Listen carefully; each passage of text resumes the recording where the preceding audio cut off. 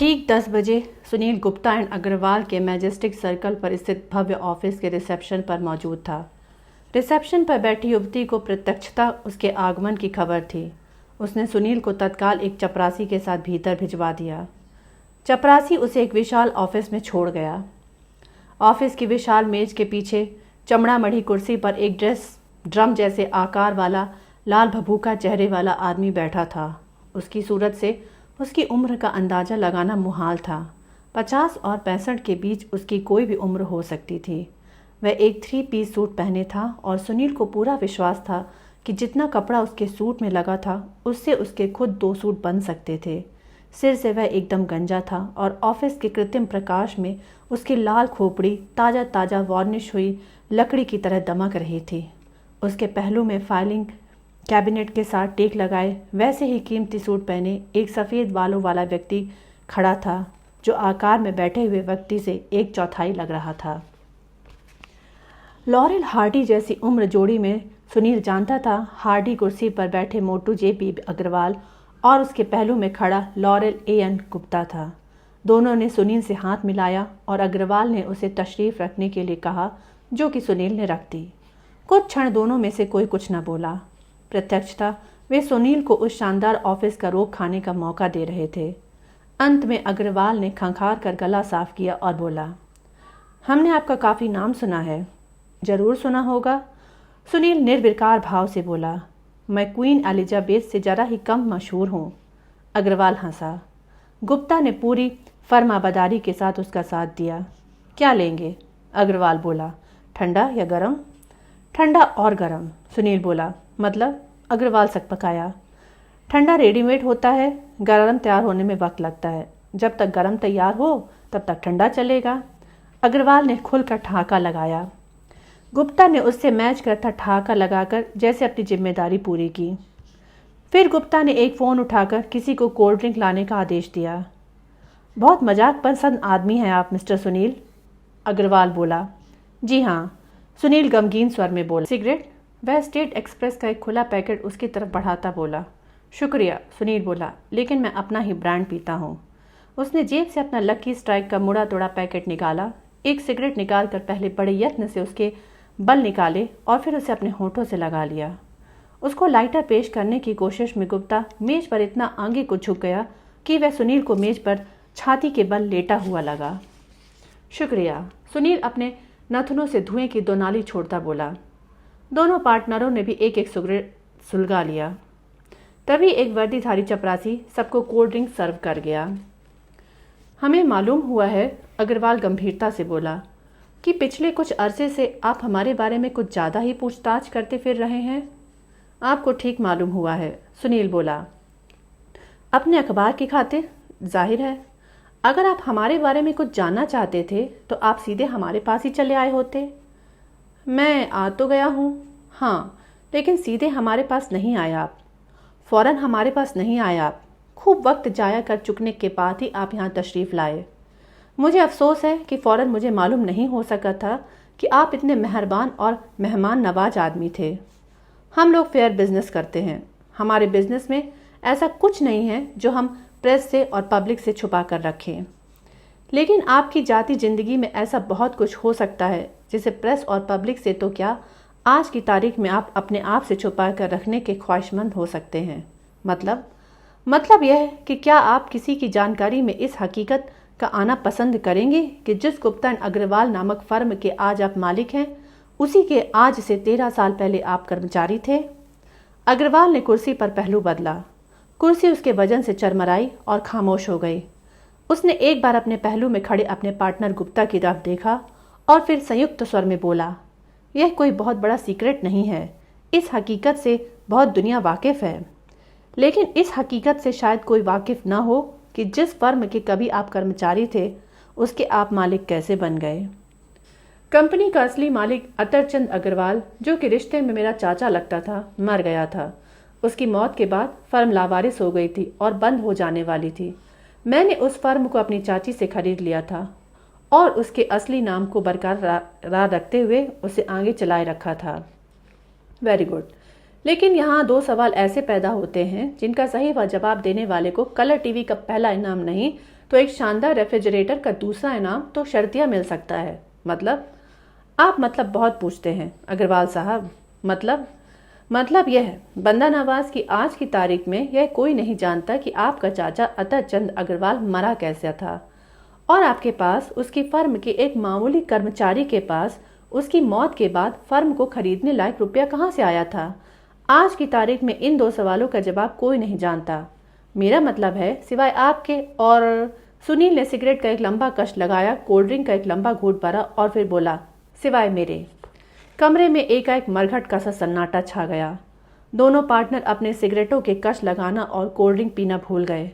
अब दोनों पार्टनर यूं सुनील की तरफ देख रहे थे जैसे फैसला न कर पा रहे हों कि वे सुनील को वहां से सिर्फ डांट कर भगा दे या उसकी मरम्मत भी करें। सुनील बड़े निर्विकार भाव से सिगरेट के कश लगा रहा और छत की तरफ धुएं के छल्ले छोड़ता रहा। तुम ब्लफ मार रहे हो। अंत में अग्रवाल ने खामोशी भंग की। हो सकता है, सुनील लापरवाही से बोला। तुम क्या जानते हो? मुनासिब सवाल यह होता है कि जो कुछ मैं जानता हूँ उसके दम पर मैं क्या जानना चाहता हूँ।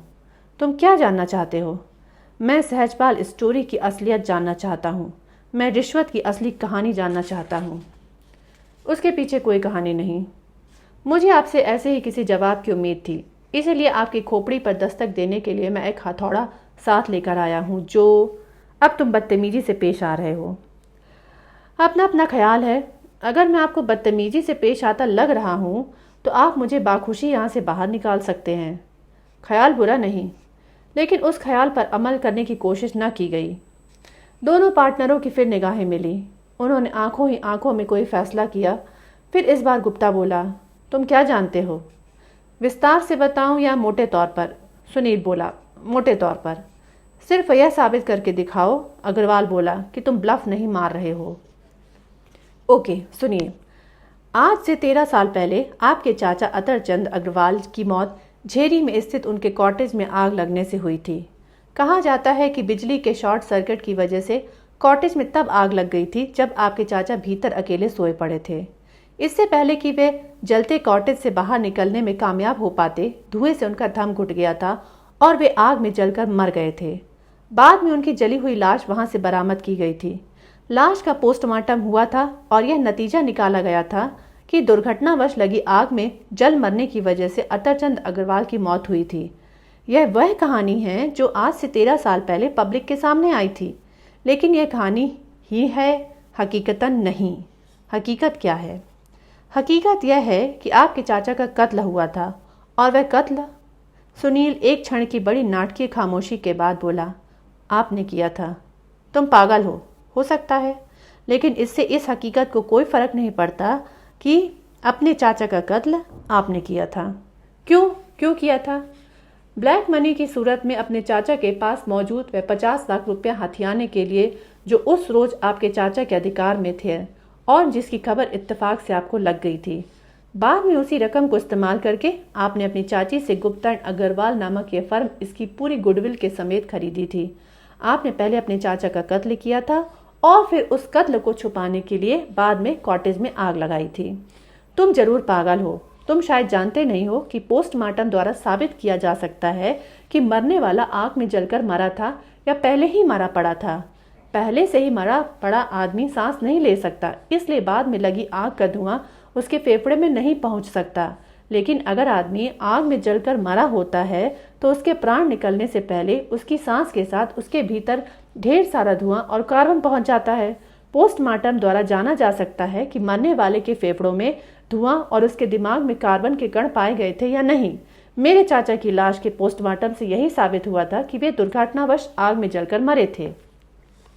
पोस्टमार्टम की यह बारीकी मैं जानता हूँ, लेकिन इसे आज से 13 साल पहले तब आप नहीं जानते थे जब आपने अपने चाचा का कत्ल किया था और उस कत्ल को छुपाने के लिए उनकी लाश को उनके कॉटेज में रखकर कॉटेज को आग लगा दी थी। आपको यह बात बाद में मालूम हुई थी, गनीमत कहिए कि वक्त रहते मालूम हो गई थी, और आपने उसी 50 लाख रुपए का एक अंश जिसे हथियाने के लिए आपने अपने चाचा का खून किया था, केस की तफ्तीश में लगे पुलिस इंस्पेक्टर को रिश्वत के तौर पर पेश करके पोस्टमार्टम की रिपोर्ट तब्दील करवा दी थी। असल रिपोर्ट में यही लिखा हुआ था कि मरने वाला आग लगने से पहले मर चुका था, लेकिन जो जाली रिपोर्ट इंस्पेक्टर ने उसकी जगह रखी थी वह साबित करती थी कि मरने वाला आग लगने के बाद मरा था। यह काम आप इसलिए भी सहूलियत से कर सके थे क्योंकि पोस्टमार्टम यहाँ राजनगर में होता था और कत्ल यहाँ से 65 मील दूर झेरी में हुआ था। वहाँ खाना पूर्ति के तौर पर पोस्टमार्टम की जाली रिपोर्ट रिकॉर्ड में दाखिल कर दी गई थी और केस खत्म हो गया था। असली रिपोर्ट दाखिल होती तो वह कत्ल का केस करार दिया जाता। ऐसा हो जाने पर आपकी क्या गत बनती वह मुझसे बेहतर खुद आप समझते हैं। यह झूठ है, बकवास है और मैं पागल हूँ और तुम इसे 7 जन्म साबित नहीं कर सकते। हफ्ता 10 दिन में तो शायद न साबित कर सकूं, लेकिन 7 जन्म में तो कृपा निधान मैं इसे 700 बार साबित करके दिखा दूंगा। कैसे साबित करोगे? अब तो वह पुलिस इंस्पेक्टर भी मर चुका है जिसने कि अग्रवाल बोलता बोलता रुक गया। आपसे रिश्वत खाकर पोस्टमार्टम की रिपोर्ट तब्दील की थी। सुनील ने वाक्य पूरा किया। मेरे चाचा की मौत वाले केस की तफ्तीश की थी, अग्रवाल बोला। लेकिन झेरी पुलिस थाने का रिकॉर्ड उसके साथ नहीं जला दिया गया था और थाने के रिकॉर्ड में पोस्टमार्टम की जो रिपोर्ट लगी हुई है वह जाली है। तुम उसे जाली साबित कर सकते हो? अगर वह जाली है तो तुम असली रिपोर्ट पेश कर सकते हो? नहीं कर सकता, लेकिन जाली रिपोर्ट को जाली साबित कर सकता हूँ। रिपोर्ट तब्दील करने वाले इंस्पेक्टर की मौत के बावजूद? हाँ, कैसे? सुनील ने अपनी जेब से एक कागज निकालकर उसकी तहें खोली और उसे अग्रवाल के सामने मेज पर रखा। यह, वह बोला, झेरी पुलिस के रिकॉर्ड में मौजूद उस पोस्टमार्टम रिपोर्ट की प्रतिलिपि है। इस पर पोस्टमार्टम करने वाले जिस डॉक्टर के हस्ताक्षर अंकित हैं वह अभी जिंदा है। वह इस बात की तस्दीक कर सकता है कि ये हस्ताक्षर नकली हैं। वह डॉक्टर, अग्रवाल धीरे से बोला, 13 साल पहले ही बहुत बूढ़ा था। वह अभी जिंदा है? जी हाँ, जिंदा है। कब्र में पांव लटकाए हैं, लेकिन जिंदा है। 13 साल के वक्त में आदमी के हस्ताक्षरों में बहुत फर्क आ जाता है। शायद उसे हस्ताक्षर जाली न लगे। इस शायद की तसल्ली आप अपने लिए काफ़ी समझते हैं तो शौक से समझिए। आपकी करतूत का पर्दाफाश सिर्फ डॉक्टर के हस्ताक्षर ही नहीं और भी कई बातें कर सकती हैं। मसलन मुमकिन है वह डॉक्टर अपनी बनाई हर पोस्टमार्टम रिपोर्ट की प्रतिलिपि रखता हो। मसलन हो सकता है उसे उस एक पोस्टमार्टम की रिपोर्ट वैसे ही जुबानी याद हो। मसलन उसका कोई ऐसा सहकारी खोद कर निकाला जा सकता है जो पोस्टमार्टम के नतीजे से वाकिफ हो। मसलन खुद वह डॉक्टर ही आज भी हैरान हो रहा हो सकता है कि जब मामला कत्ल का था तो वह आगे क्यों नहीं बढ़ा था, कोई गिरफ्तारी क्यों नहीं हुई थी। तुम उस डॉक्टर से मिले हो? नहीं मिला, लेकिन आपका इनकार सुनने के बाद जब यहाँ से उठूंगा तो सीधा उस डॉक्टर के ही पास पहुँचूंगा। मेरे खिलाफ कुछ साबित करना फिर भी नामुमकिन होगा। मुश्किल होगा, नामुमकिन नहीं। कानून में ऐसा प्रावधान होता है कि इतना अरसा पहले हुए कत्ल का मुकदमा किसी पर नहीं चलाया जा सकता। शायद होता हो, मुझे नहीं मालूम। किसी अदालत में आपको गुनहगार ठहराकर आपकी करतूत की सज़ा आपको दिलाना आज की तारीख में शायद मुमकिन न हो, लेकिन एक अदालत और भी है जिसके सामने आपको गुनहगार ठहराया जा सकता है। उस अदालत का फैसला शायद आपको जेल नहीं भिजवा सकता, लेकिन वह सोसाइटी में आपकी ऐसी हालत कर सकता है जैसे आपको कोढ़ हो या किसी के लिए आपके पास भी भटकना खतरे से खाली ना हो। ऐसी कौन सी अदालत है? ऐसी अदालत है जनता की अदालत। ब्लास्ट आपको जनता की अदालत के सामने खड़ा कर सकता है और गुनाहगार करार दे सकता है। मुझे ऐसी बातों की परवाह नहीं। फिर ब्लास्ट के माध्यम से पुलिस और जनता का ध्यान उन 50 लाख रुपयों की तरफ भी खींचा जा सकता है जो आपने अपने चाचा की फर्म खरीदने में इस्तेमाल किए थे। आज तक किसी ने इस बात की तरफ ध्यान नहीं दिया है कि गुप्ता एंड अग्रवाल नामक फर्म का एक मामूली कर्मचारी एकाएक फर्म का मालिक कैसे बन गया। वह ध्यान अब दिया जा सकता है।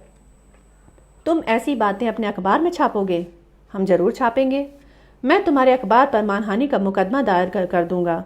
मैं तुम लोगों पर हर्जाने की इतनी बड़ी रकम का दावा ठोकूंगा कि तुम्हें अपना अखबार बंद होता दिखाई देने लगेगा। ऐसा हो पाना मुमकिन नहीं। ब्लास्ट के लिए ऐसी भविष्यवाणियां आप जैसे बहुत लोग बहुत बार कर चुके हैं। उन लोगों का आज कहीं अता पता नहीं, लेकिन ब्लास्ट अपनी जगह आज भी कायम है। अग्रवाल ने आग्नेय नेत्रों से सुनील की तरफ देखा। और मुझे यह बताते हुए बहुत खुशी और गर्व का एहसास हो रहा है कि ऐसे मामलों में मेरा एम्प्लॉयर बहुत हौसलामंद है। वह ऐसी धमकियों से नहीं डरता। तुम आखिर चाहते क्या हो? आपके पास टेप रिकॉर्डर है? यह क्या सवाल हुआ? एक ही सवाल का जवाब बार बार देने से मेरे गले में वह खराश होने लगती है जो विक्स की तिकोनी टिकिया या कई जायकों वाली स्ट्रेप्सिल्स भी दूर नहीं कर सकती। आप टेप रिकॉर्डर निकाल लें तो मैं क्या चाहता हूँ का जवाब आपको टेप करा दूँ। फिर आप मेरा जवाब बिना मुझसे सवाल किए जितनी बार चाहें सुन सकेंगे। देखो, अग्रवाल इस बार तनिक नम्र स्वर में बोला, तुम एक सरासर गलत लाइन पर काम कर रहे हो। मेरे चाचा का कत्ल नहीं हुआ था, वह दुर्घटनावश आग में जलकर मरा था। यह तुम्हारी खामख्याली है कि उसकी पोस्टमार्टम रिपोर्ट को तब्दील कर दिया गया था। सुनील हंसा। लेकिन इस बारे में मैं तुमसे बहस नहीं करना चाहता।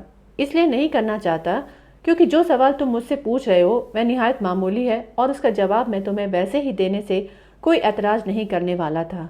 तुम्हारी अपनी जुबान में मेरी खोपड़ी पर दस्तक देने के लिए जो हथौड़ा तुम लेकर आए हो वह सरासर गैर जरूरी है। इतनी मामूली बात तो तुम मुझसे कभी भी आकर पूछ सकते थे। जानकर खुशी हुई। सुनील शुष्क स्वर में बोला, अब साफ साफ बोलो, क्या जानना चाहते हो तुम सहजपाल के बारे में? सब कुछ, सुनील बोला। सब कुछ क्या? सबसे पहले तो मैं यही जानना चाहता हूँ कि आपका मंत्री जी पर क्या जोर है। किसने कहा कि हमारा उन पर कोई जोर है? किसी ने नहीं कहा, लेकिन जो सेवा मंत्री जी ने आपकी की है वह किसी दबाव के बिना उनसे नहीं करवाई जा सकती थी। 1 लाख की हकीर रकम के लिए कोई अपने मुकम्मल पॉलिटिकल कैरियर का पटड़ा करने को तैयार नहीं हो सकता। एक तो रकम मामूली, ऊपर से वह उसका तलबगार नहीं।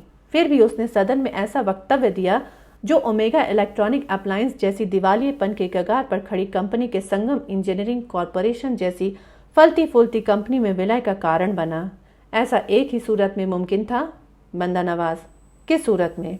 ऐसा सिर्फ मंत्री जी को ब्लैकमेल किए जाने की सूरत में हो सकता था। ब्लैकमेल वाला एंगल ही हर बात की सफाई पेश कर सकता था। मिस्टर, अग्रवाल तनिक मुस्कुरा कर बोला, ब्लैकमेल जैसी भयंकर बात तुम इसलिए कर रहे हो क्योंकि तुम्हारे भेजे में यह बात जम चुकी है। क्योंकि सहजपाल बहुत पैसे वाला आदमी था, इसलिए वह रिश्वत नहीं ले सकता था। वह यह क्या कहीं सरकारी गैजेट में छपा है कि पैसे वाला आदमी रिश्वत नहीं ले सकता? सुनिए, रिश्वत देने वाले तो आप ही थे। 7 महीने पहले क्रॉनिकल ने जितना इल्ज़ाम मंत्री जी पर रिश्वत लेने का लगाया था उतना ही आप पर रिश्वत देने का भी लगाया था। तब क्रॉनिकल की बात को झूठा करार देने की कोशिश न मंत्री जी की तरफ से हुई थी और न आपकी तरफ से। मामला सत्तारूढ़ पार्टी के एक मंत्री जी का था, इसलिए दब गया था और इसीलिए आप पर भी आंच नहीं आई थी। लेकिन आज मैं आपसे पूछता हूँ, साफ साफ जवाब दीजिए, मंत्री जी ने रिश्वत ली थी या नहीं ली थी? नहीं ली थी। अग्रवाल बड़ी शांति से बोला। क्या बोला? फिर बोलिए। मंत्री जी ने रिश्वत नहीं ली थी। मुझे आपकी बात पर विश्वास नहीं। इस इल्जाम के बिना पर एक इतने बड़े आदमी के कैरियर का पुलंदा बंध गया और आप कहते हैं कि मैं जो कह रहा हूँ ठीक कह रहा हूँ। मिस्टर सुनील, मेरी बात पर विश्वास करना या न करना आपकी मर्जी पर निर्भर करता है, लेकिन आपके सवाल का जो सीधा और सच्चा जवाब मैं दे सकता था वह मैंने दे दिया। यही सवाल आप मेरे चाचा की मौत से ताल्लुक़ रखती अपनी वाहियात बातों की बिना पर मुझे धमका कर भी पूछेंगे तो मेरा यही जवाब होगा कि मंत्री जी ने रिश्वत नहीं ली थी। तो फिर आपके खाते से निकले 100 के 1000 नोटों में से 50 नोट मंत्री जी के खाते में कैसे पहुंच गए? ये एक लंबी कहानी है, मैं सुनना चाहता हूँ। उस कहानी में कुछ नहीं रखा मिस्टर, सुनकर बोर हो जाओगे। कोई बात नहीं, मुझे बोर होने की आदत है। ठीक है, सुनाता हूँ, लेकिन पहले एक बात मैं फिर कहता हूँ। क्या? मेरे चाचा की मौत वाली तुम्हारी कहानी में कुछ नहीं रखा। यह तुम कोरा ब्लफ मार रहे हो। उसे तुम हरगिज साबित नहीं कर सकते और बिना सबूत के ऐसी भयंकर बात छापने की हिम्मत तुम्हारा अखबार नहीं कर सकता। सुनो सुनो, बीच में मत टोको। तुम उसी कहानी का सहजपाल स्टोरी की हकीकत जानने के लिए मेरे साथ सौदा करना चाहते हो। अगर मैं सौदा कबूल कर लूँ तो तुम वादा कर सकते हो कि उस कहानी को तुम अभी यहीं ड्रॉप कर दोगे? कर सकता हूँ। करते हो? हाँ। Do I have a gentleman word? Definitely. लेकिन इसका मतलब तुम यह मत लगा लेना कि मैं कबूल कर रहा हूँ कि मैंने अपने चाचा का कत्ल किया था। मेरे चाचा का कत्ल नहीं हुआ था। तुम 7 जन्म उन 50 लाख रुपयों का अस्तित्व साबित नहीं कर सकते जिनकी वजह से तुम समझते हो कि मैंने अपने चाचा का कत्ल किया था। आप खामखा अपने चाचा की फर्म के मालिक नहीं बन गए थे। इस काम के लिए आपने एक मोटी रकम खर्च की थी और मेरी जानकारी बताती है कि आज से 13 साल पहले कोई ऐसी मोटी रकम खर्च करने की आपकी हैसियत नहीं थी। तुम्हारी जानकारी गलत नहीं। यह ठीक है कि अपने चाचा की कंपनी का मालिक बनने के लिए मुझे एक मोटी रकम खर्च करनी पड़ी थी, लेकिन वह रकम मैंने अपने चाचा का कत्ल करके हासिल नहीं की थी। तो फिर कैसे हासिल की थी? यह मैं तुम्हें नहीं बता सकता, लेकिन मैं तुम्हें इतना विश्वास दिलाता हूँ कि वह रकम मैंने कोई अपराध करके हासिल नहीं की थी। बहरहाल, अगर मैं तुम्हारे सवालों का तसल्ली बख्श जवाब दे दूं तो तुम्हें इससे मतलब नहीं होना चाहिए कि वह रकम मेरे पास कहाँ से आई थी। ठीक है, मुझे तो आम खाने से मतलब है, न कि पेड़ गिरने से। गुड, अब जरा असली बात हो जाए। अग्रवाल ने गुप्ता की तरफ देखा। ब्लफ मार रहा है, गुप्ता दांत भींचकर बोला। हमें क्या फ़र्क पड़ता है, इसे ही अपना दिल खुश कर लेने दो। ठीक है, फिर बता दो। मिस्टर सुनील, अग्रवाल सुनील की तरफ घूमकर बोला, मैं फिर दोहराता हूँ कि 1 लाख रुपए की रिश्वत की कहानी जिसने 7 महीने पहले इतना कोहराम मचाया था एकदम बेबुनियादी है। ऐसी कोई रिश्वत मंत्री जी ने नहीं खाई थी। मैं सुन रहा हूँ, सुनील बड़े सब्र के साथ बोला। यह सच है कि हमने बैंक से 100 के नोटों की सूरत में जो 1 लाख रुपए निकलवाया था वह मंत्री जी को रिश्वत देने के लिए ही निकलवाया था। हमें अफसोस है कि तब हमें मालूम नहीं था कि कोई हमारे बैंक अकाउंट पर निगाह रखे था और 1 लाख रुपए के नोटों के नंबर नोट कर लिए गए थे। वैसा कोई इल्हाम हमें होता तो हम वही नोट रिश्वत के तौर पर इस्तेमाल करने की कोशिश न करते जो कि हमने अपने बैंक से निकाले थे। उन नोटों को दर्जनों तरीकों से सब तब्दील किया जा सकता था, लेकिन हम पर क्रॉनिकल की जासूसी हो रही थी, यह हमें मालूम नहीं था, इसलिए हमने ऐसी कोई कोशिश नहीं की थी। और इसीलिए वह बात खुल गई थी कि उन्हीं नोटों में से 50 नोट मंत्री जी के खाते में जमा हुए थे। 7 महीने पहले उन 50 नोटों के बारे में हमने जो सफाई दी थी कि वे नोट मैंने मंत्री जी को एक वक्ती उधार के तौर पर दिए थे, उस पर तब किसी को विश्वास नहीं हुआ था। लोगों ने यही समझा था कि मंत्री जी 95,000 रुपये तो किसी और तरीके से डकार गए थे, लेकिन 5,000 रुपये अपने बैंक में जमा कराने की जहालत कर बैठे थे। लेकिन हकीकत यही है मिस्टर सुनील कि जो 1 लाख रुपया मैंने बैंक में से निकाला था उसमें से केवल 5,000 रुपये ही मैंने मंत्री जी को दिए थे। बाकी के 95,000 मैंने अगले दिन बैंक में वापस जमा करा दिए थे, लेकिन तब किसी ने उन नोटों के नंबर नोट करने की कोशिश नहीं की थी और वे नोट उसी दिन बैंक में बटा भी गए थे।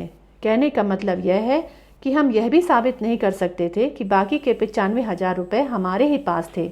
हम जोर भी लगाते तो यही समझा जाता कि मंत्री जी के कहने पर हमने कहीं से 95,000 रुपये हासिल किए थे और उन्हें यह जताने के लिए वापस बैंक में जमा करा दिया था कि मंत्री जी ने कोई रिश्वत नहीं ली थी। 5,000 रुपये के उधार का क्या किस्सा है? मैं वही बताने जा रहा था। 7 महीने पहले एक सुबह मैं मंत्री जी से मिला था। उस रोज शाम को विशालगढ़ के किसी राजनीतिक समारोह में वे आमंत्रित थे, जहां कि उन्होंने अपना भाषण देना था। वह शनिवार का दिन था। बैंक शनिवार को 12 बजे बंद हो जाते हैं। मंत्री जी ने विशालगढ़ के लिए 2 बजे की फ्लाइट पकड़नी थी। 12:30 बजे के करीब मुझसे बातचीत हो चुकने के बाद जब वे एयरपोर्ट के लिए रवाना होने वाले थे तो उन्होंने पाया था कि वे अपना पर्स, जिसमें कि उनका प्लेन टिकट भी था, अपने घर पर ही भूल आए थे। उन्होंने मुझसे पूछा था कि क्या मैं उन्हें कुछ रुपए उधार दे सकता था। उस वक्त वह पूरा 1 लाख रुपया मेरी जेब में मौजूद था, जो कि मैं उन्हीं को देने की खातिर अपने साथ लाया था। मैंने उसी में से 5,000 रुपये उन्हें दे दिए। पूरा लाख ही क्यों नहीं दिया? क्योंकि तब तक उसकी ज़रूरत ही नहीं रही थी मिस्टर सुनील। वह 5,000 रुपये की उधार वाली बात तब हुई थी जबकि वे हमारा काम करने के बारे में, यानी कि सदन में ओमेगा की साख बनाने वाला वक्तव्य देने के बारे में हमसे पहले ही वादा कर चुके थे। रिश्वत का तो अब सवाल ही नहीं रहा था। फिर भी आपसे उधार मांगने से अच्छा यह नहीं था कि अपना पर्स लेने वे अपने घर चले जाते? पर्स में आखिर और भी तो कोई ज़रूरी चीज़ें होती हैं। तब मंत्री जी लिंक रोड पर स्थित इमारत सूर्यकरण वाले अपने आज वाले फ्लैट में नहीं रहते थे। तब वे शहर से 20 मील बाहर नॉर्थ शोर पर स्थित अपनी बीवी की कोठी में उसके साथ रहते थे। अगर वे पर्स लेने वहां जाते तो वे वक्त रहते एयरपोर्ट कभी न पहुंच पाते। लेकिन प्लेन टिकट, वह भी तो आप कह रहे हैं कि पर्स में था।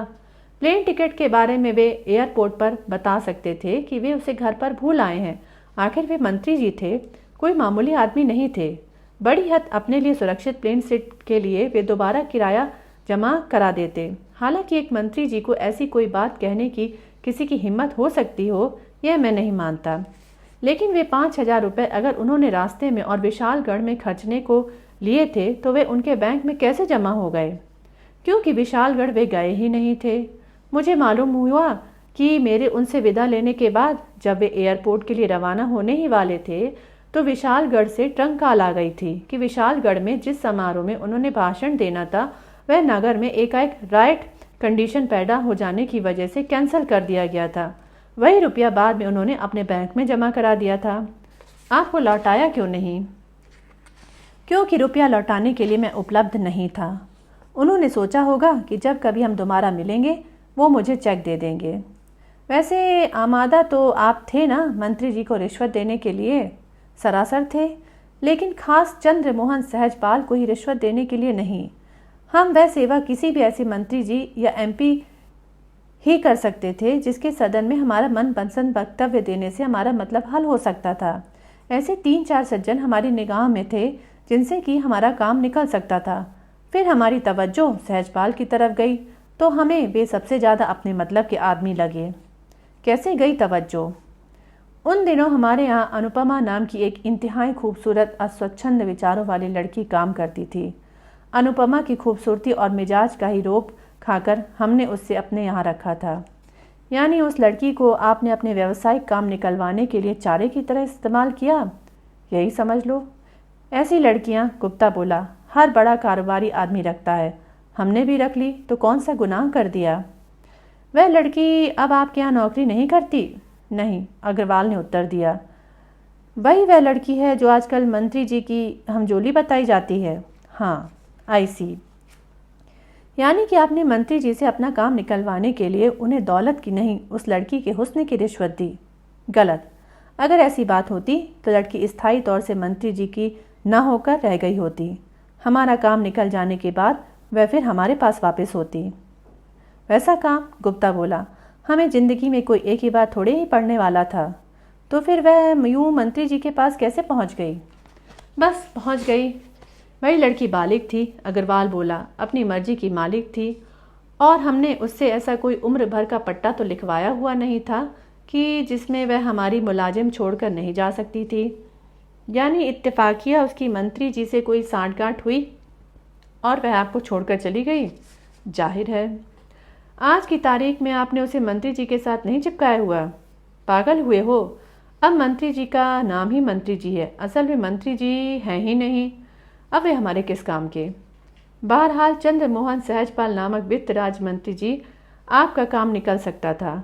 यह बात अनुपमा ने आपको तब बताई थी जब वह आपकी मुलाजिम में थी और उसका काम ऐसे ही लोगों को कल्टीवेट करना था। हाँ, उसे यह बात कैसे मालूम हुई? उसने मंत्री जी की बातों से भापा था। अपने ही शब्दों में कह लो कि उसने मंत्री जी को हमारे लिए कल्टीवेट किया था। मंत्री जी उसके कहने पर आपकी पसंद का वक्तव्य सदन में देने के लिए माने थे? हाँ।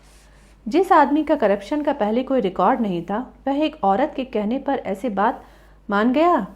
अनुपमा कोई एक औरत नहीं थी।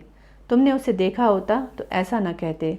उस औरत में ऐसी कोई कशिश थी जो मर्द पर जादू कर देती थी, और वह खूब समझती थी। गुप्ता बोला कि आदमी से कौन सी बात कब करने से उसका कोई मन माफिक नतीजा हासिल किया जा सकता था।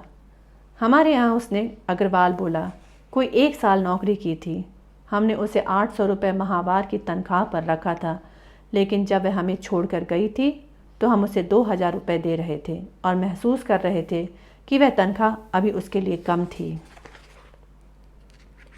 वह अपनी बात यूँ मनवाती थी कि आपको लगता था कि उसने वह बात आपसे मनवाकर आपको कोई बहुत भारी इज्जत बख्शी थी। गुप्ता बोला, और आप यूँ झपट कर उसका काम करते थे जैसे आपको डर हो कि वही काम उसको उपलब्ध आप जैसे हजारों लोगों में वह किसी और से न करवा ले। कमाल है, सुनील मंत्रमुग्ध स्वर में बोला। उस लड़की की अद्वितीय सुंदरता का बखान वह 1 हफ्ते में दूसरी बार सुन रहा था। पहले ललित ने उसे स्वर्ग की अप्सराओं से ज़्यादा सुंदर साबित करने में कसर नहीं छोड़ी थी, और अब वो दोनों पार्टनर उसे कोई इंतहाई खूबसूरत जादूगरनी साबित करने में कोई कसर नहीं छोड़ रहे थे। दोनों पार्टनर खामोश थे। उनकी सूरतों से यूँ लग रहा था जैसे एकाएक वे किन्हीं इंतहाई मीठी यादों में खो गए थे। आप लोगों ने अनुपमा से पूछा नहीं कि उसने मंत्री जी को वह वक्तव्य देने के लिए कैसे तैयार कर लिया था? सुनील ने पूछा। पूछा था, अग्रवाल तनिक हड़बड़ा कर बोला, और उसका 1.5 फिक्रे का जवाब हमें मिल गया था। उसके कथानुसार उसने मंत्री जी को वह काम करने के लिए कहा था और उन्होंने हामी भर दी थी। उसने 1 लाख रुपए का जिक्र किया था तो मंत्री जी ने कहा था कि उसकी कोई ज़रूरत नहीं थी। जब मंत्री जी रिश्वत कबूल नहीं करने वाले थे और यह बात आपको मालूम थी, तो फिर आपने बैंक से 1 लाख रुपया क्यों निकाला? वह रुपया हमने शुक्रवार को निकाला था और अनुपमा से हमारी बात शनिवार सुबह तब हुई थी जब मैं 1 लाख रुपये जेब में रखकर मंत्री जी से मिलने के लिए रवाना हो रहा था। मैं अपॉइंटमेंट के लिए लेट हो रहा था, इसलिए रुपया मैं साथ ही ले गया था। मंत्री जी ने अपनी सेवा के बदले में नकद रकम हासिल करने में कोई दिलचस्पी नहीं दिखाई थी, कतई कोई दिलचस्पी नहीं दिखाई थी। अनुपमा मेरे ख्याल से मंत्री जी के इस्तीफे के बाद से ही उनके साथ रह रही है। तुम्हारा ख्याल सही है। मंत्री जी की इस हरकत के बारे में उनकी अरबपति बीवी का क्या ख्याल है? यह तुम बीवी से ही पूछना। अनुपमा के बारे में आप और क्या जानते हैं? यही कि उसका पूरा नाम अनुपमा जोशी है, BA तक शिक्षा प्राप्त है और मूल रूप से विशालगढ़ की रहने वाली है। यहाँ वह फिल्म स्टार बनने की फिराक में आई थी, लेकिन उसके अपने कथानुसार फौरन उसकी दाल गली नहीं थी और ज़्यादातर कोशिश उसने की नहीं थी। हमारे पास पहुँचने से पहले वह एक आध छोटी मोटी नौकरी और भी कर चुकी थी। आपके पास कैसे पहुँची थी? वह एक हमारे वाकिफ़कार वकील के दफ्तर में रिसेप्शनिस्ट थी। गुप्ता ने उसे वहाँ देखा था तो उसे ऑफ़र कराया था कि अगर उसे बेहतर नौकरी की ज़रूरत हो तो वह यहाँ आ जाए। वह अगले ही दिन आ गई थी, गुप्ता बोला। इस वक्त तो उम्र क्या होगी अनुपमा जोशी की? 24, गुप्ता बोला। या शायद 25, 27, गुप्ता ने संशोधन किया। कोई और सवाल? अग्रवाल एकाएक उकताए स्वर में बोला। जी नहीं, सुनील उठता हुआ बोला। फिलहाल इतना ही काफ़ी है। आप लोगों को मंत्री जी की बेटी की खौफनाक मौत की खबर तो लगी ही होगी। लगी थी। हम अफसोस करने के लिए मंत्री जी के यहाँ भी गए थे। कल सुबह उसका क्रियाक्रम होगा, पहुँच जाना। वहीं तुम्हें मंत्री जी की बीवी से मिलने का मौका भी मिल जाएगा। दर्शन करने का ही मौका मिलेगा, मिलने का या मतलब की बात करने का मौका तो क्या मिलेगा शमशान घाट पर। सुनील ने उसकी तरफ हाथ बढ़ा दिया। अपना कीमती वक्त मुझे देने का शुक्रिया। अग्रवाल ने अपनी कुर्सी से उठकर अपनी विशाल मेज के गिर्द घूमकर उसका समीप आकर उसके हाथ मिलाया। सुनील का हाथ अपने असाधारण आकार के हाथ में लेकर उसने इतनी जोर से दबाया कि सुनील के कंधे तक दर्द की लहर दौड़ गई। उसने अपने चेहरे पर शिकन न आने दी और उसकी पकड़ से अपना हाथ छुड़ा लिया। उस अकारण शक्ति प्रदर्शन का मतलब वह समझता था। वह उसके लिए एक खामोश चेतावनी थी। अगली सुबह 10 बजे के करीब सुनील शमशान घाट पर इंस्पेक्टर बलदेव राज के पहलू में खड़ा था। मंत्री जी की बेटी के अंतिम संस्कार में शामिल होने के लिए उसकी उम्मीद से ज़्यादा लोग वहां पहुंचे हुए थे। उन लोगों में अधिकतर ऐसे नवयुवक थे जिनकी कल्पना सुनील मंत्री जी के या उनकी बीवी के वाकिफ़कारों के रूप में नहीं कर सकता था। काफ़ी लोग आ चुके थे, लेकिन काफ़ी से ज़्यादा लोग अभी चले आ रहे थे। तभी इंस्पेक्टर के समीप से गुजरता एक आदमी उसके सामने ठिठका। वह न ठिठकता अगर उसे ऐसा एहसास न होता कि जब से उसने वहाँ कदम रखा था तभी से इंस्पेक्टर की तीखी निगाह उस पर टिकी हुई थी। नमस्ते इंस्पेक्टर साहब, वह आदमी मुस्कुराता हुआ बोला। उस वक्त शायद वह भूल गया था कि वह मातम में शामिल होने के लिए वहाँ आया था। इंस्पेक्टर ने उससे हाथ मिलाया और बोला, गनीमत है नरूला साहब, बंदे को भूले नहीं हैं। ऐसी नालायकी की मैं कैसे कर सकता हूँ जनाब। सुनील ने देखा कि नरूला के नाम से पुकारा जाने वाला व्यक्ति उम्र में लगभग 45 साल का था और उसके जिस्म में फौजियों जैसी बलिष्ठता और कसाव था। उसके सिर के बाल कनपटियों के पास सफ़ेद थे, लेकिन वे सफ़ेद बाल उसके व्यक्तित्व के आकर्षण में वृद्धि ही कर रहे थे। आप यहाँ कैसे नरूला साहब? इंस्पेक्टर ने पूछा। आप भी क्या लड़की के वाकिफ़कारों में से हैं? नहीं, नरूला अनिश्चित स्वर में बोला। तो फिर मंत्री जी से वाकफियत होगी आपकी? यही समझ लीजिए। समझ लूँ? यानी हकीकतन ऐसी बात नहीं है। आप किसके वाकिफ़कार हैं? किसी के भी नहीं। फिर भी आप यहाँ मौजूद हैं? मेरी यहाँ मौजूदगी मेरी नौकरी का हिस्सा है। यह एक कत्ल का केस है। लड़की का कत्ल हुआ था। मैं यहाँ यही देखने आया हूँ लड़की के अंतिम संस्कार में शामिल होने के लिए कौन कौन लोग आते हैं। और कई बार ऐसी जगहों पर ऐसे लोग आ जाते हैं जिनके आगमन की हमें उम्मीद नहीं होती। जैसे इंस्पेक्टर एक क्षण ठिठका और फिर बोला, आप आ गए हैं। मेरे यहाँ आने को आप बहुत ज़्यादा महत्व दे रहे हैं इंस्पेक्टर साहब, नरूला तनिक विचलित स्वर में बोला। एक बात बताइए, आप यहाँ अपनी सोशल जिम्मेदारी निभाने आए हैं या आपका कारोबार ही आपको यहाँ ले आया है? निरुला हिचकिचाया। मैं समझ गया। क्या समझ गए आप? आपका कारोबार आपको यहाँ लाया है। आप अगर सोशल जिम्मेदारी निभाने आए होते तो आपने फ़ौरन ऐसा कह दिया होता। Clever, very clever. यानी आप भी हमारी तरह देखने आए हैं कि यहाँ कौन आता है कौन नहीं आता। आप तो बहुत मुश्किल सवाल पूछ रहे हैं इंस्पेक्टर साहब। आप सवाल यह पैदा होता है कि आपका क्लाइंट कौन है। आपका यहाँ खुद आना ही साबित करता है कि आपका क्लाइंट कोई बहुत बड़ा आदमी है। मामला किसी छोटे मोटे आदमी का होता तो यहाँ आपके उन दर्जनों आदमियों में से कोई आया होता जो आपकी मुलाजमत में है। अब अपने क्लाइंट का नाम आप खुद बताएंगे या उसका अंदाज़ा भी मुझे ही लगाना चाहिए? आज तो लगता है कि सारे काम माल आप ही करके दिखाएंगे। अगर मेरा अंदाज़ा सही हुआ नरूला साहब तो आप उसकी तस्दीक तो कर देंगे ज़रूर। मेरे ख्याल से मिसेस सहजपाल आपकी क्लाइंट है।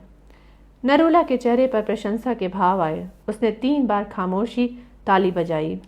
आपने, वह बोला, मिसेस सहजपाल से बात कर ली मालूम होती है इंस्पेक्टर साहब। बात हमने की है, इंस्पेक्टर बोला। लड़की की मौत के थोड़ी देर बाद ही हम उसके पास पूछताछ के लिए पहुंच गए थे, लेकिन तब आपका कोई जिक्र नहीं आया था। आपकी सेवाएं क्या लड़की के हत्यारे की तलाश के लिए प्राप्त की गई हैं? नरूला केवल मुस्कुराया। यह तलाक का चक्कर है। मैं अपने क्लाइंट से पूछूंगा कि मुझे पुलिस को कुछ बताने की इजाज़त है या नहीं। सी यू इंस्पेक्टर। और वह लंबी डग भरता हुआ वहाँ से विदा हो गया। इंस्पेक्टर चेहरे पर भारी असंतोष के भाव लिए उसे जाता देखता रहा। कौन था? सुनील ने उत्सुक भाव से पूछा। तुम नहीं जानते? इंस्पेक्टर बोला। नहीं। मशहूर आदमी है, नाम जगदीश नरूला है। बहुत बड़ा प्राइवेट डिटेक्टिव ब्यूरो चलाता है। दिल्ली, मुंबई, विशालगढ़, कलकत्ता, मद्रास तक इसकी ब्रांच है और खुद सुना है कि अमेरिका से जासूसी का प्रशिक्षण प्राप्त करके आया है। यह सब वह जगदीश नरूला है? हाँ, सुना है बड़ा खतरनाक आदमी है। जरूर होगा। जैसे धंधे में है उसमें खतरनाक हुए बिना उसका काम चल ही नहीं सकता। आई सी। पहले फ़ौज में था। फ़ौज में ही उसका नाम जासूसी से ही मिलता जुलता था। फ़ौज के उस महकमे को शायद मिलिट्री इंटेलिजेंस सर्विस कहते हैं, जिसमें कि नरूला भर्ती था। वहाँ से मेजर रिटायर हुआ था। यह उम्र से ज़्यादा नहीं लगता। वक्त से पहले रिटायर हो गया होगा। मुमकिन है। सुना है अपने क्लाइंटों के लिए इसे गैर कानूनी काम करने से भी गुरेज नहीं होता। सुना तो हमने भी है, लेकिन आज तक इसकी कोई शिकायत तो पुलिस के पास पहुंची नहीं। किसी भी शिकायत का न होना या उसका पकड़ा न जाना तो यह साबित नहीं करता कि वह चोर नहीं होगा।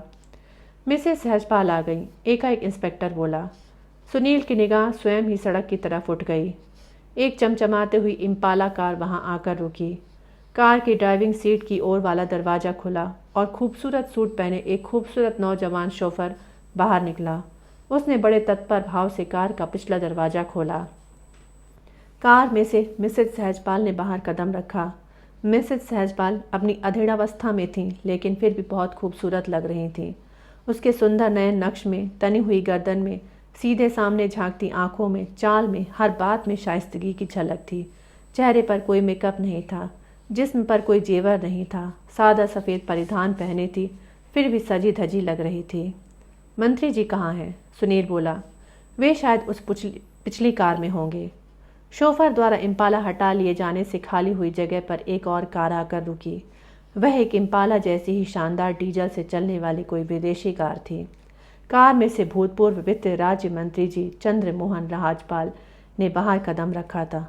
उस वक्त वह एक बहुत टूटा हुआ इंसान लग रहा था। साफ जाहिर हो रहा था कि बेटी की मौत का सदमा उस पर बहुत भारी गुजरा था। सहजपाल ने कार के खुले दरवाजे से भीतर हाथ बढ़ाया। उसके हाथ का सहारा लेकर एक युवती कार में से बाहर निकली और उसकी बगल में आ खड़ी हुई। उस युवती पर निगाह पड़ते ही सुनील के मुंह में से ऐसी सिसकारी निकली कि उसकी आवाज़ से वह खुद शर्मिंदा हो उठा। किसी के बिना बताए ही वह समझ गया कि वह युवती अनुपमा जोशी थी। अनुपमा जोशी के अलावा कोई और युवती वह हो ही नहीं सकती थी। सुनील मुंह बाए उसके बेपनाह हुस्न का नज़ारा करता रहा। उसके बारे में यह कह देने भर से कि वह इंतहाई खूबसूरत थी उसके रूप का पर्याप्त बखान नहीं हो सकता था। जैसे ताजमहल के बारे में सिर्फ इतना कह देना काफ़ी नहीं होता कि वह सफ़ेद संगमरमर की बनी एक खूबसूरत इमारत थी। जैसे मोनालिसा के बारे में सिर्फ इतना कह देना काफ़ी नहीं होता कि वह एक रहस्यपूर्ण मुस्कुराहट वाली सुंदर रमणी की तस्वीर थी। वैसे ही अनुपमा के बारे में सिर्फ यह कह देना काफ़ी नहीं था कि वह एक इंतहाई खूबसूरत औरत थी। सफ़ेद संगमरमर की खूबसूरत इमारतें हजारों हो सकती हैं, लेकिन ताजमहल सिर्फ एक था। रहस्यपूर्ण मुस्कुराहट वाली सुंदर रमणी की तस्वीरें हजारों हो सकती हैं, लेकिन मोनालिसा सिर्फ एक ही थी। ऐसे ही इंतहाई खूबसूरत औरतें हजारों बल्कि लाखों हो सकती हैं, लेकिन अनुपमा सिर्फ एक ही थी। अनुपमा अपने नाम को सार्थक कर रही थी। उसकी वाकई कोई उपमा नहीं थी। ललित ने या गुप्ता और अग्रवाल बंधुओं ने उसके रूप और का बखान करने में किसी अतिशयोक्ति से काम नहीं लिया था। बरखुरदार, इंस्पेक्टर बलदेव राज की आवाज़ यूँ सुनील के कानों में पड़ी जैसे बहुत दूर से आ रही हो। तुम्हारा निचला जबड़ा तुम्हारी छाती तक लटक आया है। सुनील ने हड़बड़ा कर मुंह बंद कर लिया, लेकिन वह अनुपमा पर से अपनी निगाहें नहीं हटा पाया। यह अनुपमा है ना? वह मंत्रमुग्ध स्वर में बोला।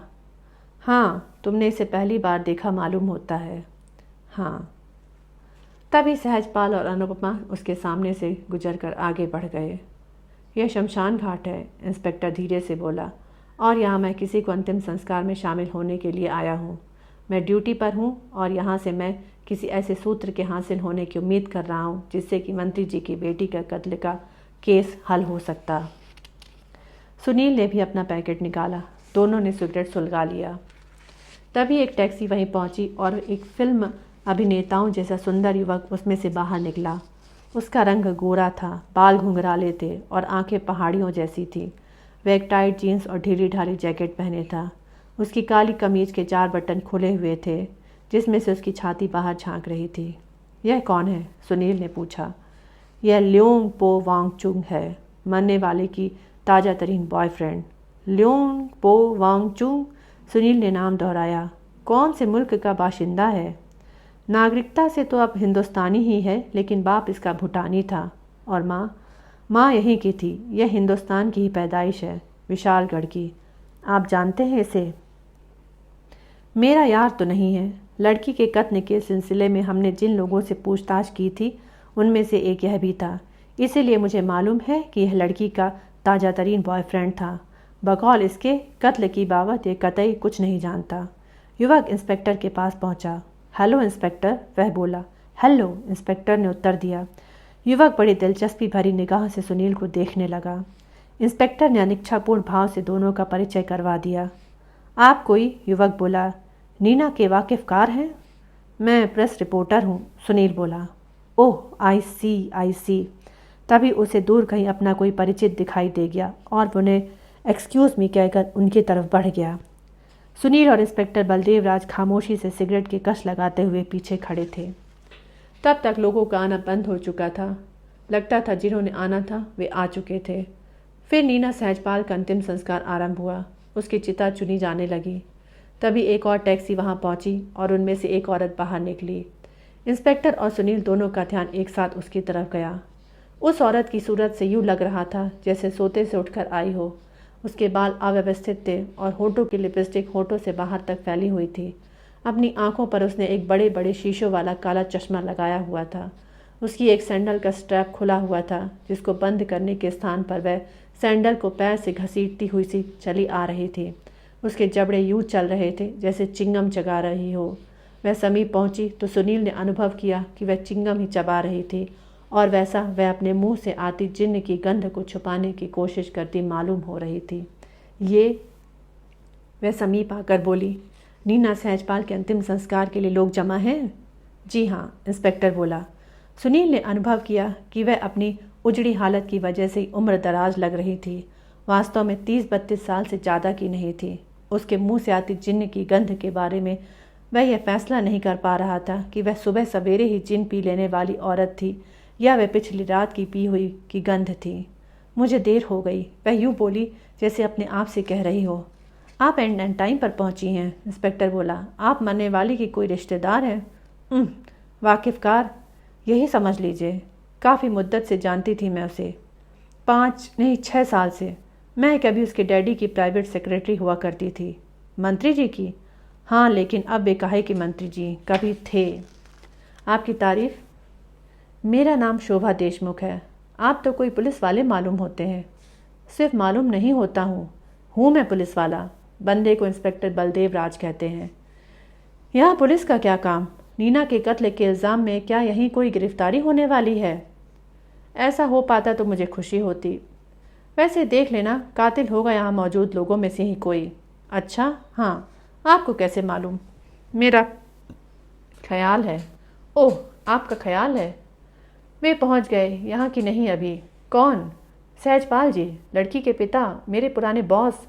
मंत्री जी पहुंच गए हैं, उधर भीड़ में कहीं होंगे। जब सहजपाल जी अब मंत्री जी ही नहीं रहे तो लोग उन्हें मंत्री जी क्यों कहते हैं? बिल्कुल उसी वजह से जिससे फौज से रिटायर हो चुकने के बाद भी किसी कर्नल को कर्नल ही कहते हैं।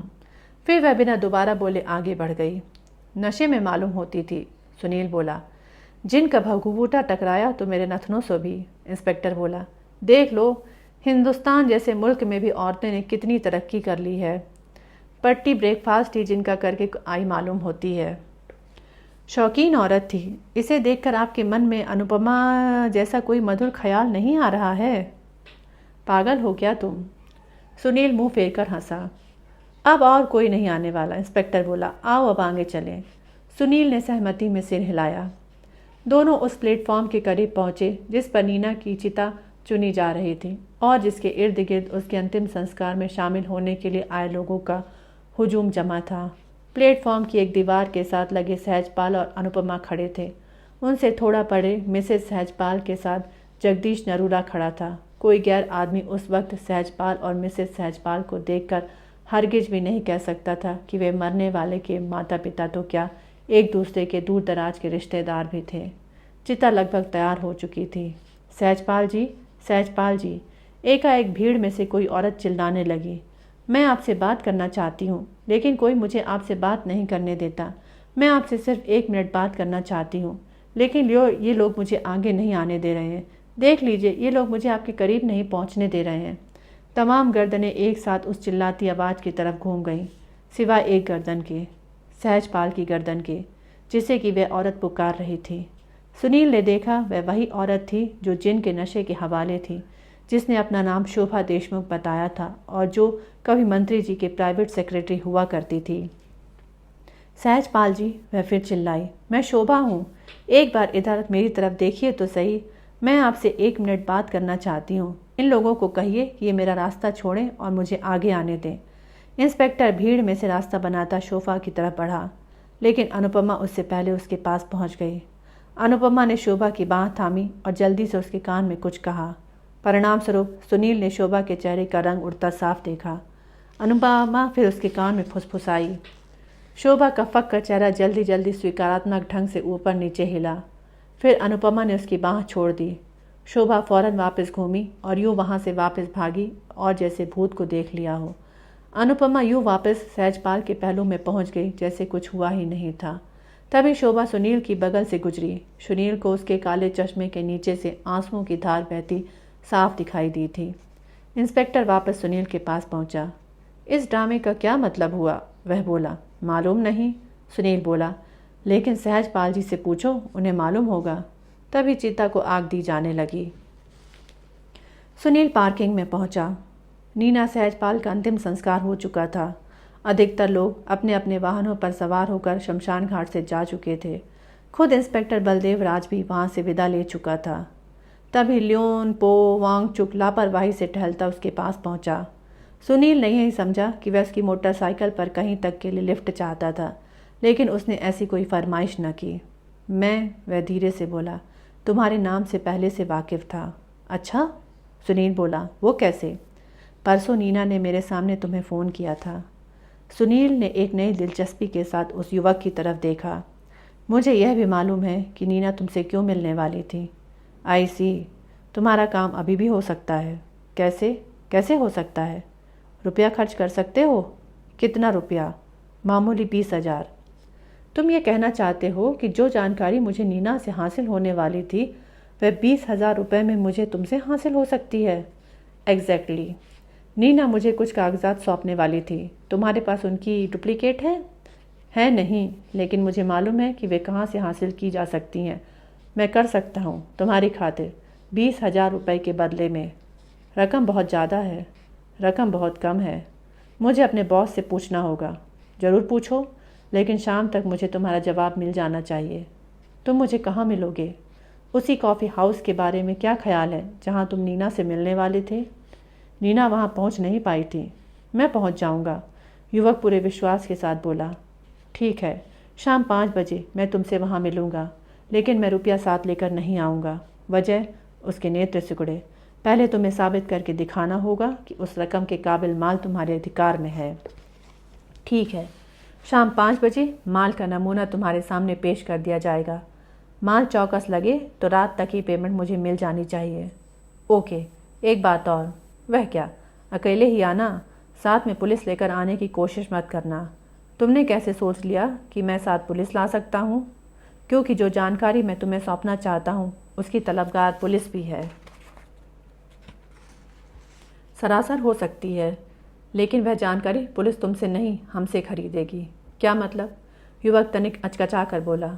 तुम 20,000 रुपये में जो जानकारी मुझसे खरीदोगे उसे आगे पुलिस को बेचोगे? हाँ। कितने में? 70 पैसे में, जो आज की तारीख में ब्लास्ट के एक अंक की कीमत है। ओह, मैं शांति की गहरी सांस लेता हुआ बोला। ओह, एक बात बताओ। क्या? तुम शोभा देशमुख को जानते हो? भूतपूर्व मंत्री जी की भूतपूर्व प्राइवेट सेक्रेटरी? हाँ। वह औरत जिसने अभी यहाँ तमाशा खड़ी करने की कोशिश की थी? वही। जानता हूँ। मैं नीना के हर वाकिफ़कार को जानता हूँ। मैं नीना के हर वाकिफ़कार को भी जानता हूँ। तुम यह जानते हो कि शोभा देशमुख रहती कहाँ है? तुम उसके घर का पता जानना चाहते हो? हाँ। क्यों? वो देखो कितनी अच्छी चिड़िया उड़ रही है। वजह बताना नहीं चाहते। कितने समझदार हो। ठीक है, पता नोट कर लो। Harnabi road, house number 215, flat number 11। Thank you. पल्ले से 325 रुपये खर्च करके सुनील ने जॉनी वॉकर ब्लैक लेबल की एक बोतल खरीदी और फिर हरनबी रोड पहुंचा। बड़े तरतीब से उसने बुने उस आधुनिक इलाके में शोभा देशमुख का फ्लैट उसने बड़ी सहूलियत से तलाश कर लिया। उसने फ्लैट की कॉल बेल बजाई। कौन? भीतर से सवाल किया गया। फायर ब्रिगेड, सुनील बोला। इमारत को आग लग गई है, जल्दी दरवाज़ा खोलो। फौरन दरवाज़ा खुला। चौखट पर शोभा देशमुख प्रकट हुई। उसकी सूरत से लगता था कि शमशान घाट से वहां लौटने के बाद से उसने और जिन पी ली थी। सुनील जबरन भीतर दाखिल हुआ और बड़े मीठे स्वर में बोला, मेहमान को भीतर बुलाने का शुक्रिया। शोभा ने घूर कर उसकी तरफ देखा। आग कहाँ लगी है? उसने पूछा। कहीं नहीं, बहुत शुक्र है खुदा का। Get out. Sure, but after half an hour. Out. Okay, जाता हूँ, ये संभालिए। सुनील ने जबरन स्कॉच विस्की की बोतल उससे थमा दी। यह क्या है? शोभा अनिश्चित स्वर में बोली। यह जॉनी वॉकर ब्लैक लेबल की वह बोतल है जिसका पुलंदा बांधने के लिए मुझे कोई ठिकाना नहीं मिल रहा था। मेरे पास बोतल है, आपके पास जगह है। बोतल में आपकी शिरकत से मुझे कोई एतराज़ नहीं, लेकिन अपने यहाँ मेरी मौजूदगी से आपको एतराज़ है, तो इसे आप ही जहन्नुम रसीद कीजिए। बंदा रुखसत होता है। तुम सिर्फ इसलिए यहाँ आए हो? वह ललचाई आंखों से बोतल को देखती बोली। हाँ। यहीं क्यों? कहीं तो मैं जाना ही था। नॉनसेंस। तुम्हारी शक्ल मुझे पहचानी हुई लग रही है। सिर्फ इसलिए क्योंकि इत्तेफाक से जवाहरलाल नेहरू से मिलती है। बकवास मत करो। मेरे ख्याल से मैंने तुम्हें शमशान घाट में देखा था। हाँ, वहीं देखा था मैंने तुम्हें। मेरे डॉक्टर ने मुझे ज़्यादा देर तक वर्टिकल रहने से मना किया हुआ है, तो लेट जाओ यहीं, क्या हर्ज है? मुझे तो कोई एतराज़ नहीं, लेकिन अगर हम लोगों में लेट कर बातचीत होगी तो आपको असुविधा होगी। मेरे डॉक्टर ने मुझे वर्टिकल रहने से मना नहीं किया है।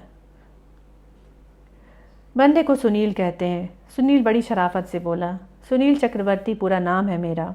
मैं प्रेस रिपोर्टर हूँ। ब्लास्ट नाम है मेरे पर्चे का। सर्टिफाइड शरीफ आदमी हूँ, इसलिए आप अपने फ्लैट की तन्हाई में पूरी तरह से निश्चिंत होकर मुझसे बातचीत कर सकती हैं। कैसी बातचीत? आपके भूतपूर्व बॉस चंद्र मोहन सैजपाल की बाबत बातचीत। शोभा ने संदिग्ध भाव से उसके हाथ में थमी बोतल की तरफ देखा। यह मैं आपके लिए प्रेजेंट लाया हूँ, सुनील बोला। आप मुझे बातचीत का मौका दें या न दें, यह आप ही के लिए है। प्रेजेंट लाए हो या रिश्वत लाए हो? प्रेजेंट। रिश्वत देना और लेना दोनों जुर्म है, रिमेंबर। प्रेजेंट क्यों लाए हो? दरअसल हम नाना फडणवीस के वंशज हैं। हमारे धर्म में किसी स्त्री के घर में, खास तौर से किसी सुंदर स्त्री के घर में खाली हाथ जाने की मनाही है। तो कोई फलवल ले आते। यह भी फल ही है, वर्जित फल। और मैं सुंदर हूँ? क्यों, आप नहीं हैं? उसने गहरी सांस ली और बोली, कभी थी। आपको गलतफहमी है। आज भी आप लाखों में नहीं तो हजारों में एक हैं। बातें बढ़िया करते हो। और मुझे आता क्या है? क्या नाम बताया था तुमने अपना? सुनील, सुनील चक्रवर्ती। आओ, वह बोली। सुनील उसके साथ हो लिया। वह उसे बेडरूम में ले आई। उसने सुनील को एक कुर्सी पर बैठने के लिए कहा और स्वयं पलंग पर बैठ गई। मैं इसे खोलूं? वह भी हाथ में थमी बोतल को देखती हुई बोली। अगर इसे खोले बिना इसमें से विस्की निकालने की कोई तरकीब आपको आती हो, सुनील बोला, तो मत खोलिए। अलंकृत बातें करने में तुम शौकीन मालूम होते हो। मेरे सवाल का जवाब तुम सीधे हाँ या ना में भी दे सकते थे। हाँ, सुनील बोला। क्या हाँ? इसे खोलिए। मैं गिलास ले आऊं? ठीक है। वह किचन से 2 गिलास और एक पानी की बोतल ले आई। फिर उसने बोतल खोली और 2 जाम तैयार किए। सुनील दिल में विस्की पीने के हक में नहीं था, लेकिन उस वक्त वह ड्यूटी भुगत रहा था। चीयर्स, शोभा बोली। चीयर्स, सुनील भी बोला। उसने स्कॉच की एक छोटी सी चुस्की मारी। उतने में शोभा ने आधा गिलास खाली कर दिया था। बड़ी मुद्दत बाद मैंने स्कॉच विस्की पी है, वह बड़े हतप्रत स्वर में बोली। कोई वक्त था कि मैं स्कॉच ही पीती थी और रोज़ पीती थी। हमारी भारतीय सन्नारियों में विस्की से ऐसा लगाव बहुत कम देखने को मिलता है। ठीक कहा तुमने मिस्टर। कभी भी मैं इस चीज़ की गंध नहीं बर्दाश्त कर सकती थी, लेकिन फिर मेरी ज़िंदगी में एक ऐसा मेहरबान कदरदान सज्जन के कदम पड़े कि उनको खुश करने की खातिर मैं ड्रिंक्स में उसका साथ देने लगी और फिर बाकायदा इसकी आदी बन गई। उसने एक घूंट और पिया। कितनी बेवकूफ़ थी मैं समझती थी कि औरत की ऐसी कुर्बानियों का, ऐसी मेहरबानियों का आदमी एहसान मानता है। कैसी खता खाई मैंने ज़िंदगी में। ऐसी खता आपने मंत्री जी से खाई? उसने उत्तर न दिया। उसने अपना गिलास खाली किया और फिर बड़े अर्थपूर्ण ढंग से सुनील के गिलास की तरफ देखा। आप लीजिए, सुनील आग्रहपूर्ण स्वर में बोला। मुझे जल्दी जल्दी पीने की मनाही है। क्यों? जी, वो बात दरअसल यह है कि स्कॉच अगर मैं जल्दी जल्दी पीऊँ तो मेरे नाखूनों में दर्द होने लगता है। नाखूनों में? जी हाँ, 20 में। 1-2 की बात होती तो मैं झेल भी लेता। किसी शहीद की तरह? Exactly. Nonsense. You please go ahead sensibly. वे अपने लिए नया जाम तैयार करने लगी। मैं सिगरेट पी सकता हूँ? श्योर। सुनील ने अपना लकी स्ट्राइक का पैकेट निकालकर एक सिगरेट सुलगा लिया। शोभा ने अपने नए जाम का एक घूंट भरा और बोली, तुम मुझसे मंत्री जी के बारे में बात करना चाहते हो? जी हाँ। अगर इस बारे में मैं कोई बात न करना चाहती हूँ तो हम किसी और बारे में बात कर लेंगे। मसलन आप ही के बारे में। मेरे बारे में क्या बात करोगे? कोई भी बात जो आपको गवारा गुजरे। सुना है आप कभी मंत्री जी की प्राइवेट सेक्रेटरी हुआ करती थी। ठीक सुना है तुमने। काफ़ी अरसा रही आप इस पोजीशन में? हाँ, 5-1 साल को काफ़ी अरसा ही कहा जाएगा। यानी जब तक वे मंत्री जी रहे आप उनकी प्राइवेट सेक्रेटरी रहीं? नहीं, वह बड़े वितृष्णापूर्ण स्वर में बोली। नहीं? सुनील ने हैरानी जाहिर की। नहीं, मेरा पत्ता वे अपने इस्तीफा से पहले ही काट चुके थे। वजह वही थी जो ऐसी रिश्तेदारियों के टूटने के पीछे हमेशा होती है। साहब बोर हो गए थे मुझसे। उनकी प्राइवेट सेक्रेटरी बनने लायक जो काबिलियत मुझ में कभी थी वह बाकी जो नहीं रही थी। एक दिन मैं ऑफिस पहुंची तो मुझे बताया गया कि मेरी तरक्की हो गई है। अब मैं सेक्शन ऑफिसर बना दी गई हूँ। उस तरक्की का मतलब फ़ौरन मेरी समझ में नहीं आया था। उसका मतलब यह था कि अब मैं मंत्री जी की प्राइवेट सेक्रेटरी नहीं थी। अब उनका मेरे से कोई वास्ता नहीं था। अब उनके प्राइवेट कामों के लिए सेक्रेटरी मैं नहीं रही थी। यह अंदाजन कब की बात है? कोई 8-9 महीने पहले की बात है, यानी उनके इस्तीफ़ा देने से कुछ ही अरसा पहले। हाँ, जिस औरत की खातिर मंत्री जी ने आपको धक्का दिया था, कहीं वह अनुपमा जोशी तो नहीं? उसने उत्तर न दिया। आप जानती हैं अनुपमा जोशी को? जानती हूँ। वह भी आपको जानती है? हाँ, खूब। और वह आपको मंत्री जी के पास फटकने नहीं देती। उसने बेचैनी से पहलू बदला और विस्की का एक घूंट पिया। आप मंत्री जी के संपर्क में आने के किसी मौके की तलाश में थीं। इसी वजह से आज आप शमशान घाट पहुंची थी। उनसे मिलने की कोशिश के पीछे मेरा अपना कोई स्वार्थ नहीं था। वह धीरे से बोली। मैं उनके मौजूदा संकट की घड़ी में उनके किसी काम आना चाहती थी। वे अपनी नौजवान बेटी की मौत से गमज़दा थे और मैं समझती थी कि उन्हें मेरी ज़रूरत थी। संकट की घड़ी में वे हमेशा मेरे कंधे का सहारा तलाश करते थे, हमेशा मेरी सहानुभूति के तलबगार होते थे। मैंने सोचा शायद आज भी मेरी ज़रूरत महसूस कर रहे हों, इसलिए मैं वहाँ गई थी। नशे की हालत में मुझे अनुपमा से डर लगता है। अपने में हौसला पैदा करने के लिए मैंने थोड़ी सी पी ली थी, लेकिन मेरी बेध्यानी में वह शायद जरा ज़्यादा हो गई थी। आई सी। उसने अपने फ्लैट में एक सरसरी निगाह दौड़ाई और फिर उदास स्वर में बोली, कभी यह फ्लैट मंत्री जी का विश्राम स्थल हुआ करता था। जब वे थके हुए या परेशान हुआ करते थे तो यहाँ आ जाया करते थे। अमूमन अंधेरा होने के बाद वे यहाँ आते थे। मैं उनके लिए ड्रिंक्स तैयार करती थी, उनकी खुशी की खातिर खुद भी पीती थी, उनके लिए खाना बनाती थी, उनके पाँव दबाती थी। वह सब कुछ करती थी जो एक नेक और फर्मादार बीवी अपने शौहर के लिए करती है। अपना दिल हल्का करने के लिए वे अपनी दुश्वारियों का जिक्र मुझसे करते थे, जिन्हें न समझते हुए भी मैं पूरी हमदर्दी से सुनती थी। उन दिनों इस फ्लैट की चारदीवारी ही मेरी दुनिया बनकर रह गई थी। बदनामी के डर से वे मुझे कभी कहीं लेकर तो जाते नहीं थे, लेकिन फिर भी मैं अपनी ज़िंदगी से संतुष्ट थी और पूरी निष्ठा से अपना प्यार अपने से लगभग दुगनी उम्र के उस मर्द पर लुटाती थी। 5 साल मैंने उनकी वो खिदमत की कि जो क्या कोई बीवी भी अपने मियाँ की करेगी, लेकिन बदले में मुझे क्या हासिल हुआ? जिल्लत, रुसवाई, धोखा। जिस आदमी पर मैंने अपने सब कुछ कुर्बान कर दिया, उसने यूं शोभा ने चुटकी बजाने की कोशिश की जो कि नाकाम रही। मुझे दूध में से मक्खी की तरह बाहर निकाल कर फेंका। अनुपमा जोशी की वजह से।